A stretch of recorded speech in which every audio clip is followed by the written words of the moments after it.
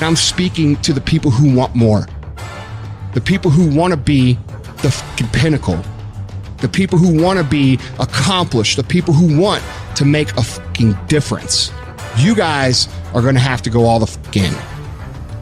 Make a 100% commitment to give the best effort you've ever given to outwork, out-improve, out-strategize, outlast like never before.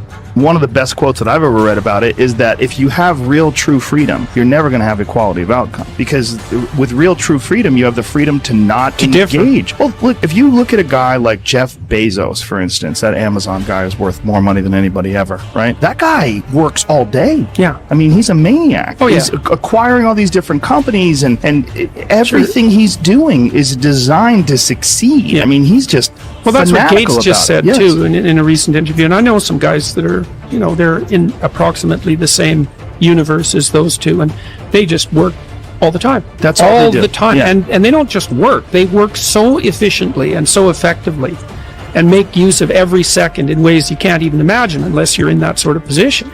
So, and doing that doesn't mean that you will succeed, but not doing it certainly means that you will fail. Well, not doing it certainly means you will never achieve that level of success. Obsession is wanting something so bad that I go to bed with, I wake up to it, I make whatever sacrifice, I grind, I can't live without it. You gonna get anything, you will have to pay the price. There is a price tag to greatness. You will have to work for every single thing you get. And you gotta work every single day. You gotta wake up every day and work.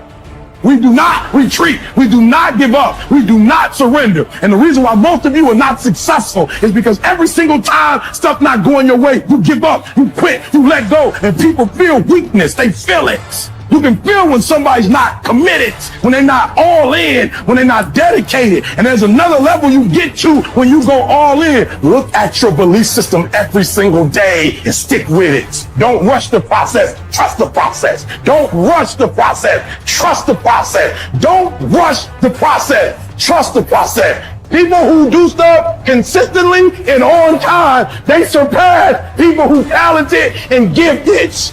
Should never be satisfied with what you got. You should double your business. Triple it. If you accomplish something good with hard work, the labor passes quickly, but the good endures. If you do something shameful in pursuit of pleasure, the pleasure passes quickly, but the shame endures. So as you begin to look toward making this your decade, as you begin to look toward making your life different, as you begin to look at yourself, you've got to redefine yourself. Who are you right now? And who must you become in order to create what you want? What has to change about you? What is it that you're doing right now that would be a liability for you? As you begin to look toward the future and take inventory of yourself, what is it about you right now that you've got to leave this behind because this no longer fits? Looking at where you want to go and the kind of person that you must become, the kind of standards that you have for you. What is it that you must do differently? If you want to keep on getting what you're getting, keep on doing what you're doing. It makes sense unless you change your pattern, unless you change the way you're thinking, unless you change your behavior, you're going to continue to produce the results in your life. See, all of us are winners, but some of us are producing results that we don't want. And so all you have to do is look at your game plan, look at your strategy. How is it that you have been being? What is it that you've been doing to produce this? So you're the director, you're the producer, you're writing the script, you're the star of your life. And as you begin to look at your life, you can decide whether or not it's a smash or whether or not it's a flop. That's in your hands. Look at your life, look at where you want to go. Don't worry about your circumstances. Don't worry about your age. I have a friend who's up in age, over 70, and she wanted to build a multi-million-dollar complex. Her name is Dr. Johnny Coleman. Lenders and bankers say, you can't do that, you're too old.